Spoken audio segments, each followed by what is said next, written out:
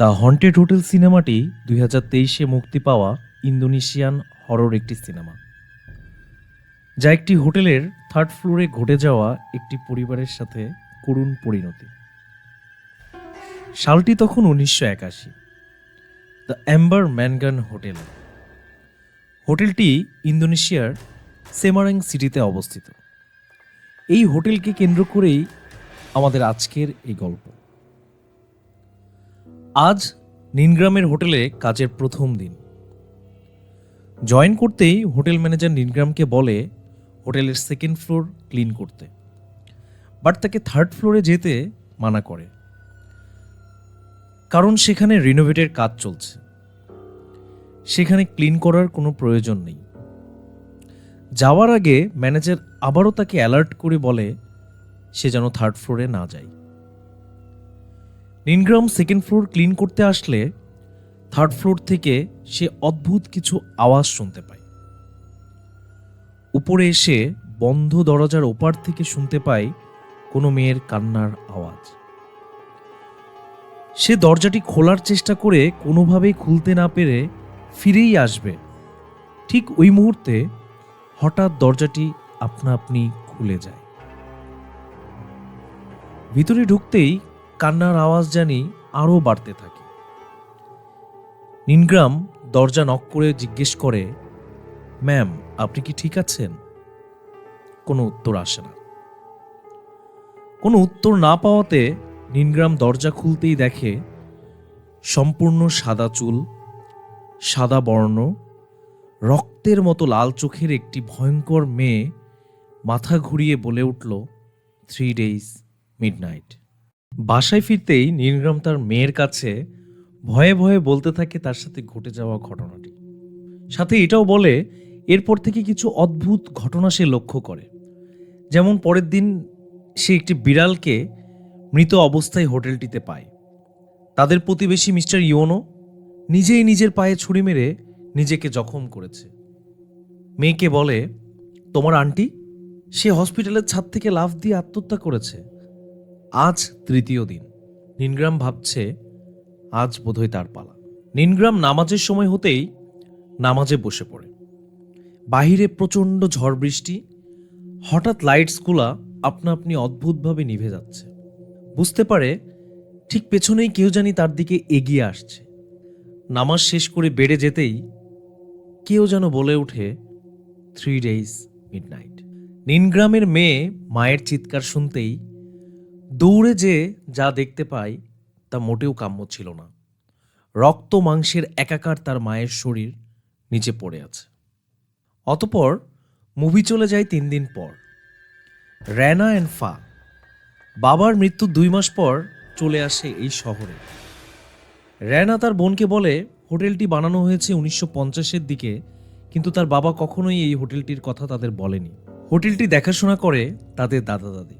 র্যানার দাদি আসতেই তার বাবার কিছু ডায়েরি তার হাতে দিয়ে বলে, আজ থেকে তুমি ম্যানেজার হিসেবে হোটেলটি দেখাশোনা, এবং আমি বিশ্বাস করি তুমি এই হোটেলটিকে সামনে এগিয়ে নিয়ে যাবা। সে 2 বোনকেই ডেকে বলে, তোমরা থার্ড ফ্লোরে যেও না, ওখানে রিনোভেশনের কাজ চলছে। এরপর র্যানার দেখা হয় আর্ডোর সাথে। 6 মাস আগে আর্ডোর সাথে ব্রেকআপ হয়, কারণ আর্ডো একটি পূর্ণ ফ্যামিলি চায়, কিন্তু র্যানা কখনো মা হতে পারবে না জেনে সে আর্ডোর সাথে ব্রেকআপ করে ফেলে। যাই হোক, আর্ডো এখন পুলিশ অফিসার। র্যানার হোটেলে মারা যাওয়া নীনগ্রামের ইনভেস্টিগেশনের দায়িত্ব তার উপরে। হোটেলটি র্যানার জানতেই আর্ডো র্যানাকে নিয়ে চলে আসে হোটেলে। সেখানে এসে র্যানার দাদা দাদি থেকে ইনফরমেশন কালেক্ট করে, যদিও র্যানার দাদা দাদি খুব একটা ইনফরমেশন দিতে চায় না। আজ রাতে র্যানা লক্ষ্য করে থার্ড ফ্লোরের লাইট অন অফ হচ্ছে। থার্ড ফ্লোরে তো কোনো গেস্ট থাকার কথা না, তাহলে লাইট জ্বলছে কেন? এই খোঁজ নিতেই র্যানা চলে যায় থার্ড ফ্লোরে। হঠাৎ শুনতে পায় কান্নার আওয়াজ, বাট র্যানা দেখে দরজা লক। ভিতর থেকে কান্নার শব্দ আসে। র্যানা তাৎক্ষণিক একটি রড দিয়ে দরজাটি ভেঙে ভিতরে ঢুকতেই দেখে কান্নার আওয়াজ বাড়তে থাকে। র্যানা দরজাটিতে নক করে, ম্যাম, আর ইউ ওকে? র্যানা আবার বলে, ম্যাম, আর ইউ ওকে? কোনো রেসপন্স আসে না। র্যানা দরজা খুলতেই দেখতে পাই সেই ভয়ঙ্কর মহিলাটি তার দিকে ঘাড় ঘুরিয়ে বলে ফেলল 3 days midnight।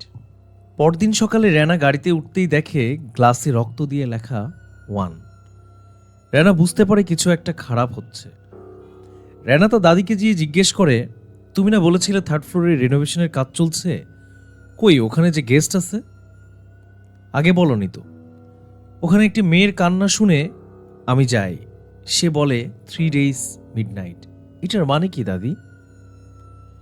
রেনার দাদি শুনতেই প্রচণ্ড ভেঙে পড়ে আর বলে ওঠে, আমি তো তোমাকে মানা করেছিলাম ওখানে যাইতে, তুমি কেন গিয়েছ? সিন চলে যায় হোটেলে। রেনা হোটেলে আসতেই দেখে পুলিশ এসেছে ইনভেস্টিগেশনের কাজ করতে। এর মধ্যেই হঠাৎ টেলিফোনে কল। রেনা কল ধরতেই একজন গেস্ট বলে নিউ টাওয়াল রুমে পাঠাতে। রেনা নিজেই টাওয়াল নিয়ে গেস্টটির রুমে যায়। দরজায় নক করে রুম সার্ভিস বলে রুমে ঢুকে রেনা বলে, ম্যাম টাওয়াল রেখে গেলাম, আর কিছু লাগবে? কোনো উত্তর আসে না। রেনা আবার বলে, ম্যাম আর কিছু লাগবে? কিছুক্ষণ পর বাথরুম থেকে হঠাৎ কান্নার আওয়াজ। রেনা বুঝতে পারে না কি করবে। বাথরুমের দরজা খুলে দেখতেই দেখে কান্নার আওয়াজ, কিন্তু বাথরুমে কেউ নেই। হঠাৎ টেলিফোনে কল। রিসিভ করলে বলে, আমি তো এখানে নাই, তাহলে আমি কোথায়? রেনা বুঝতে পারে না কি হচ্ছে তার সাথে। রিসিপশনে কল দিয়ে জানতে চাইলে বলে, এই রুম তো আগেই ভ্যাকেট হয়ে গেছে। রেনা ভয়ে পেছনে তাকাতেই দেখে পর্দার আড়ালে সেই অদ্ভুত মেয়েটির অদ্ভুত আচরণ। বলতে থাকে, feel my suffering, feel my pain before you die. হঠাৎ বিছানাটি তার দিকে ছুঁড়ে মারে। রেনা দৌড়ে বের হতেই আর্ডো এসে জড়িয়ে ধরে রেনাকে সামলায়। আর্ডো ভিতরে ঢুকে দেখে সবকিছুই নর্মাল। এসব বুঝতে পেরে হোটেলের স্টাফরা সবাই জব ছেড়ে চলে যায়। আর্ডো রেনার দাদা দাদিকে জিজ্ঞেস করে, হোটেলে মিস্টেরিয়াস কিছু ঘটছে, এখনো সময় আছে, আপনারা আমাদের কাছে শেয়ার করেন, কোনো কিছু হাইড করেন না। রেনার দাদি বলে, যেই মহিলাটি রুমটা দখল করে আছে সে কোনো মানুষ না।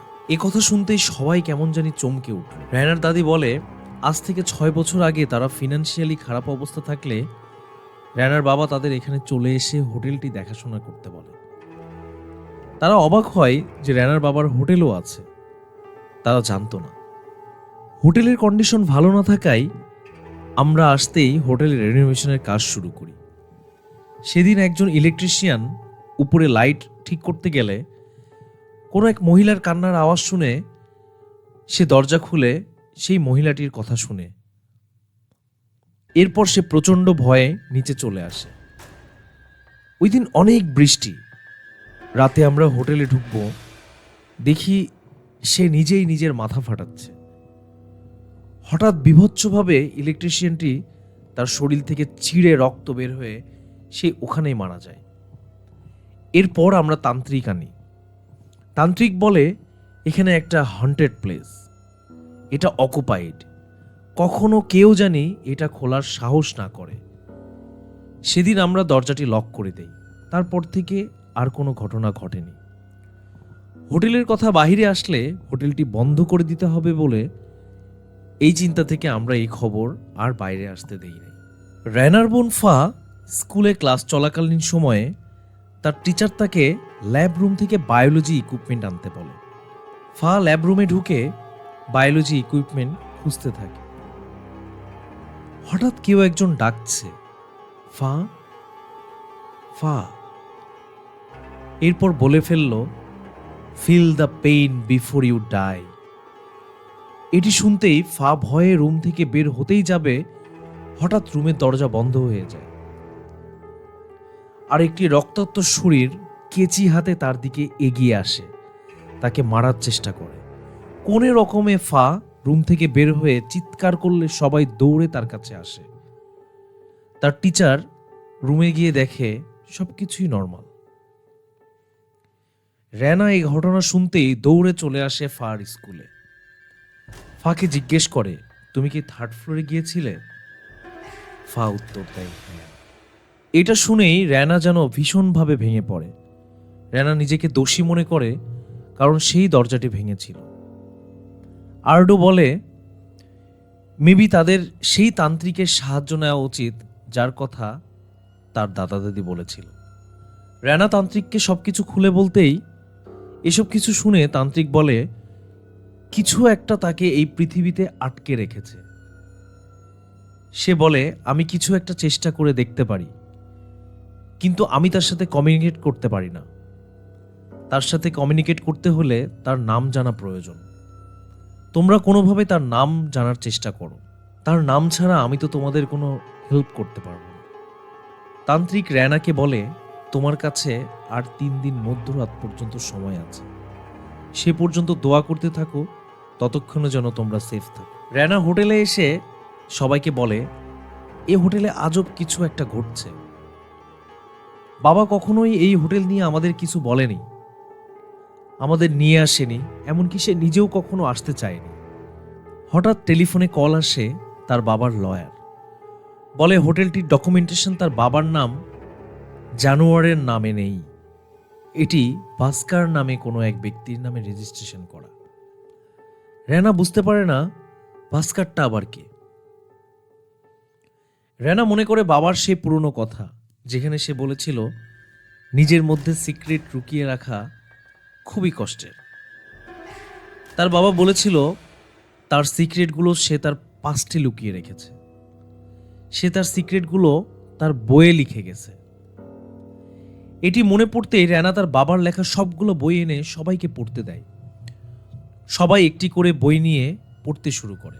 বাবার লেখা বই পড়তে পড়তে হঠাৎ রেনা দেখে 3rd ফ্লোর থেকে লাইট অন অফ হচ্ছে। রেনা চলে যায় একাকী 3rd ফ্লোরের গেটে।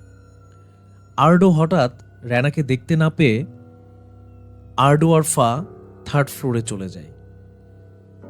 সেখানে রেনা গেট খুলে ঢুকতেই যাবে, তাৎক্ষণিক আর্ডো এবং ফা তাকে আটকিয়ে ফেলে। এরপর আর্ডো তাকে যেতে না দিতে চাইলে রেনা অনেক বোঝানোর পর আর্ডোকে রেখে রেনা এবং ফা ভিতরে প্রবেশ করে।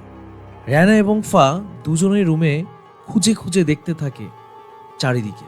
রেনা হঠাৎ বেডের নিচ থেকে এক টুকরো কাগজ পায়।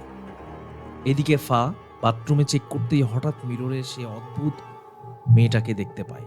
রেনা ফাকে খুঁজতেই দেখে ফা অদ্ভুত আচরণ করছে। সে নিজেই দেয়ালে নিজের মাথা ফাটাচ্ছে। ফা অলরেডি পজেসড। ফা অ্যাটাক করে বসে রেনাকে। আর্ডো চিৎকার শুনে দৌড়ে রুমে এসে ফাকে ধাক্কা দেয়। এরপর ফা আর্ডোকে আছাড় দিয়ে দূরে ফেলে দেয়। আর্ডো কোনো রকম ধাক্কা দিয়ে ফাকে ফেলে দেয় এবং ফা ধীরে ধীরে নর্মাল হতে শুরু করে। আর্ডো এবং রেনা ফাকে নিয়ে কোনো রকমের রুম থেকে বের হয়ে আসে। বের হয়ে আসতেই সেই ভয়ঙ্কর মেয়েটি আবারও বলে 3 days midnight। এ যেন লাস্ট ওয়ার্নিং দিয়ে দিল। এরপর রেনা আর্ডোকে বলতে থাকে সে রুমে মেয়েটির অনেক কাপড় অর্নামেন্টস দেখেছে, সাথে এক টুকরো কাগজও পেয়েছে। আর্ডো বলে এর মানে মেয়েটি অবশ্যই এই রুমে বসবাস করত এবং তোমার বাবা নিশ্চয়ই তাকে চিনত।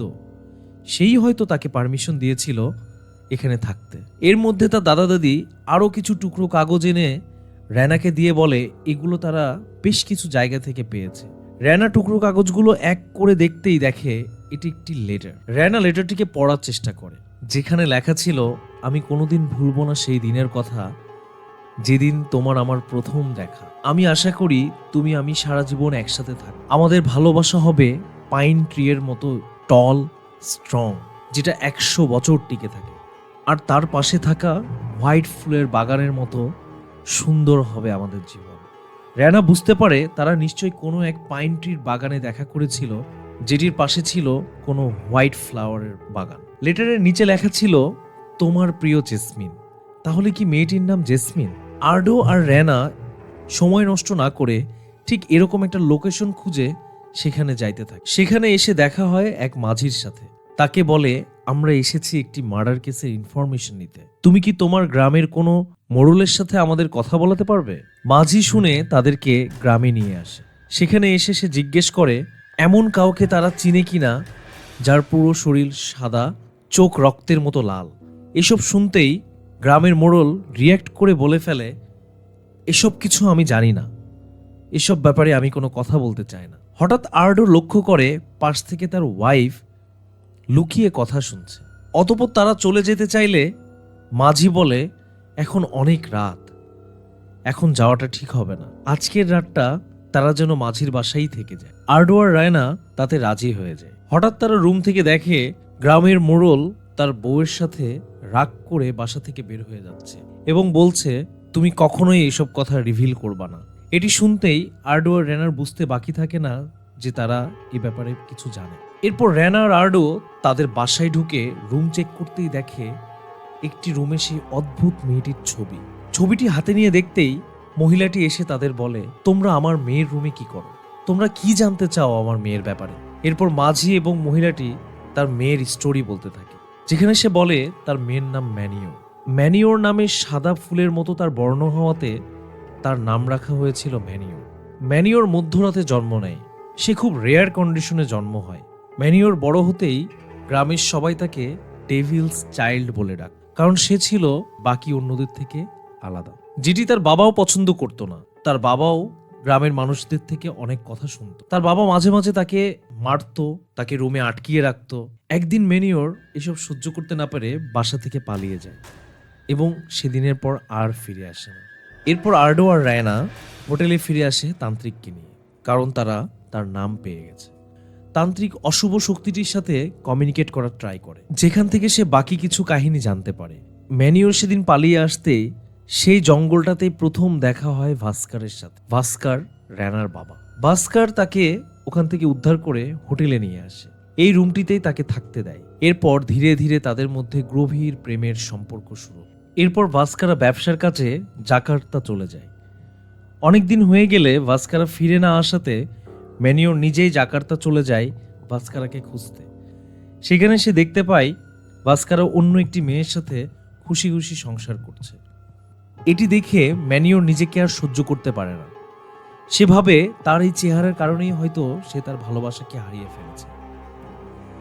এরপর সে হোটেলে এসে সে তার নিজের শরীরের চামড়া নিজে কেটে উঠিয়ে ফেলে।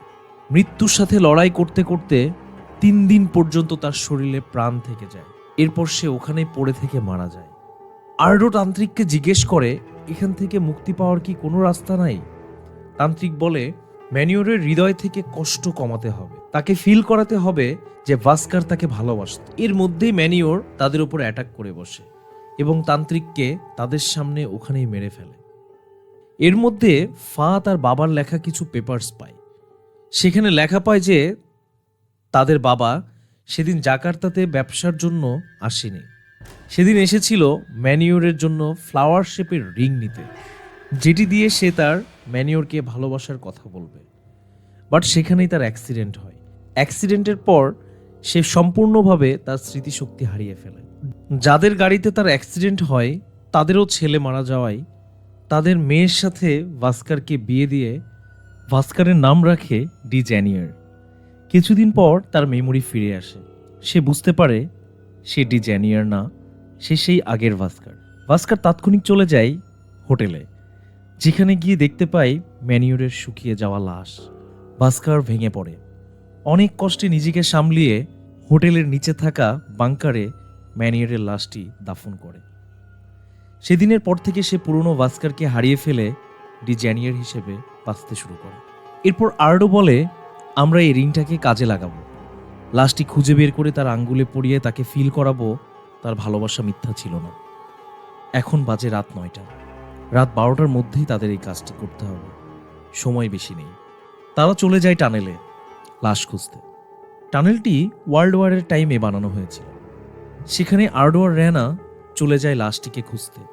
সেখানে ঢুকতেই ম্যানিওর আর্ডোর পিছু করে, ঘড়ির কাঁটা যেন ছুটছে। আর্ডো আর র্যানা ফ্লাওয়ারের সিম্বল দেখতেই তারা সেখানে খুঁড়তে শুরু করে। র্যানার সন্দেহ হলে রিংটা বের করতেই দেখে এটি রিংয়ের সাথে এই ফ্লাওয়ার সিম্বল ম্যাচ করে না।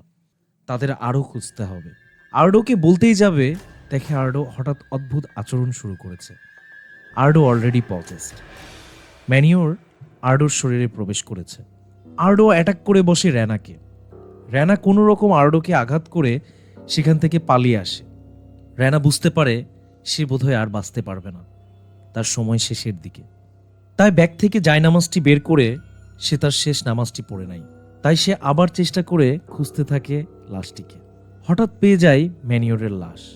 লাশটি পেয়ে রিংটি পড়াতেই যাবে, হঠাৎ আর্ডো এসে রেনাকে অ্যাটাক করে। কোনো রকমে রিংটি পড়াতেই ম্যানিওরের কঙ্কালটি কাঁপতে থাকে।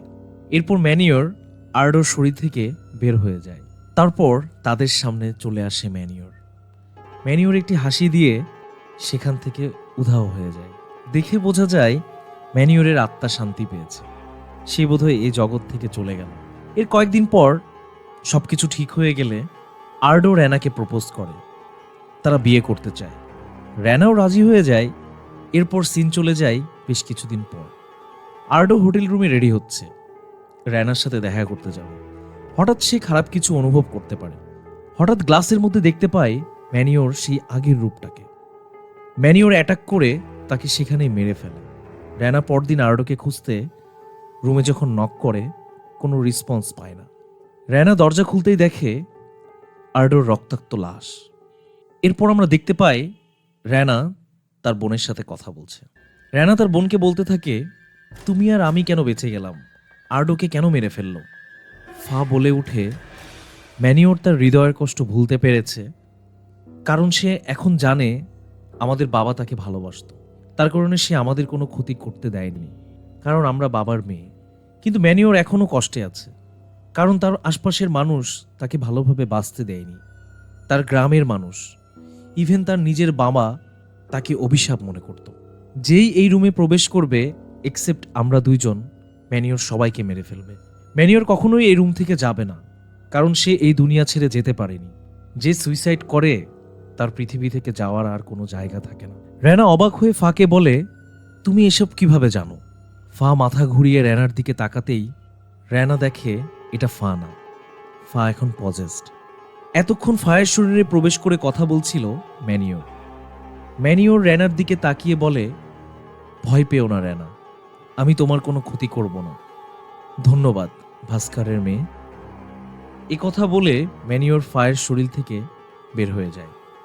এরপর তারা হোটেলটি সেল করে দিয়ে এই শহর থেকে অনেক দূরে চলে যায়। সিন চলে যায় 3 দিন পর।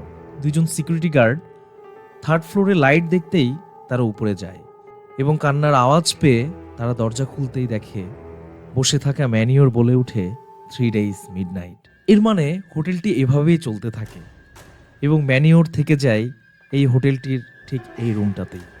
এখানেই শেষ হয় ইন্দোনেশিয়ার এই দুর্দান্ত হরর মুভিটি। মুভিটি ভালো লেগে থাকলে চ্যানেলটি সাবস্ক্রাইব করে পাশে থাকবেন। সামনে আরও কোনো হরর অথবা থ্রিলার মুভি এক্সপ্লেনেশন নিয়ে হাজির হব ঠিক এই চ্যানেলটিতেই।